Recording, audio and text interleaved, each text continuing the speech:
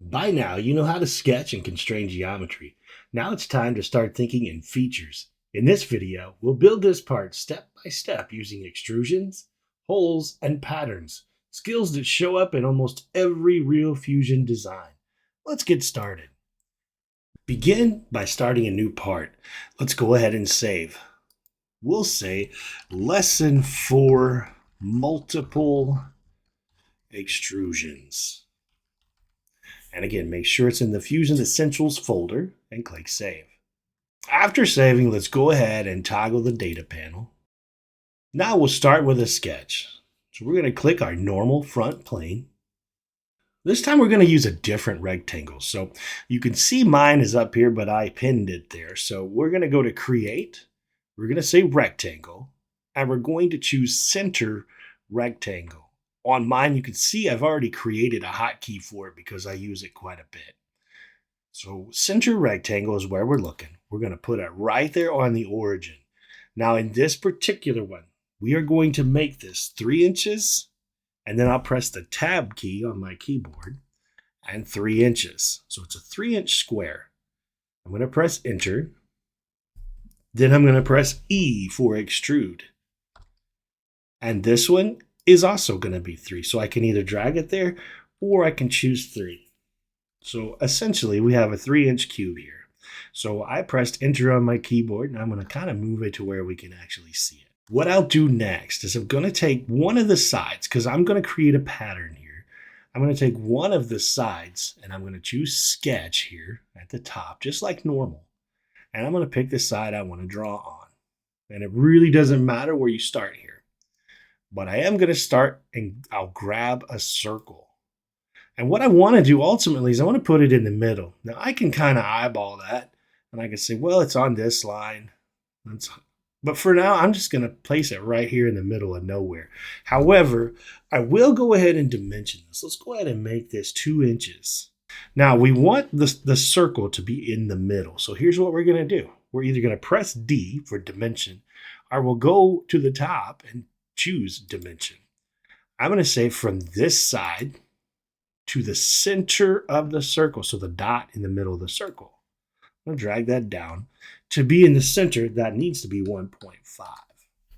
And there it is. It's moved. I'm going to do the same thing either from the bottom or from the top. I'll say top. So I'll click the top line and again click the center. Move it out. Then click one more time and say 1.5. That is now centered. At this point, we're going to extrude it. So I'm going to press E again, and then I'll orbit it if it doesn't orbit for you automatically. E again for extrude. And then let's put this thing up. Let's make it go 2 inches. So what we have a cube and then we have a cylinder on top of it. What I'm going to do in this cylinder is put a hole. And now I could go back in Sketch and draw a circle and cut it. Or right here on the features menu, I could choose the hole command. And then I could click right on the surface of the cylinder. I'm going to go ahead and move this. You'll notice it kind of snaps into place when I find the dot in the center there.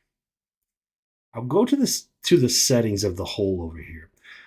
For the distance, it's already set to distance. I want that to be, let's make it 1.75. So I've got 1.75. Let's orbit that around. You can see. Now, if I want it squared up, I can come over here to the view cube, right? I can choose the right side in my case. Normally, when you do a hole, the default is the angle tip. I've already previously had drawn this and I chose flat. I recommend that you do that as well. Now, I think we should make that a little larger in diameter. So right here, it says we're 0.75. Let's make it 1 inch. And let's click OK. Now, what I'd like to do is pattern this around the sides. We're going to do what's called a circular pattern. So we'll go to Create. And we'll go really kind of 3/4 of the way down the list. It says Pattern. When we hover over pattern, we get different options. We get rectangular, circular, pattern on path, and geometric. I want to do a circular pattern. Now, one key thing here, where it says object type, yours will probably come up and say bodies at the beginning. If it does, that's fine, but click in the box and make it say features. For objects, you're going to click the cylinder, but remember the hole we also need to click because that's a feature as well. So notice it says to selected. For axis, we're going to click select. And what we'll do is we either click our blue line here, our blue axis, or our red one. Okay, so I'm going to just I'm on the red one, so I'll click it. And what I want to do is make it say 4. And you can see we are all over the place there. So how about this? I don't like that because I want it to be on the sides, right? So I'm going to hit escape because right now I'm in orbit mode. I'm going to redo the axis. I'm going to click the X there. And for my axis, I'm going to click this blue over here. Now that is putting them on the square. And that's what we were wanting. So I'm going to hit escape now and press OK. And that will put all of those pieces around like we asked it to. One more step here before we put a material on. What I'm going to do is click sketch. And I'm going to click the flat face that's left. And I'm going to use my offset command. I could draw another rectangle dimension, but offset's right here. I'm going to click offset in and then click the square itself. And I'm going to drag the arrow to the inside. For the dimension, I'm going to say negative 0.25. Now I will press E for extrude. I'll click the square and I'm just going to drag it through. Really doesn't matter the dimension as long as it goes all the way through. And we'll choose OK. Finally, let's go ahead and let's right click on the name. Let's choose physical material. And let's go to metal again. And for now, let's choose aluminum 6061. And remember, just drag it over and click close.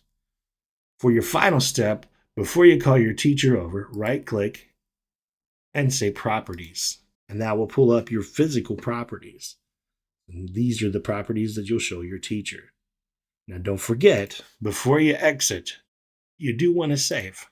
We'll see you in the next video.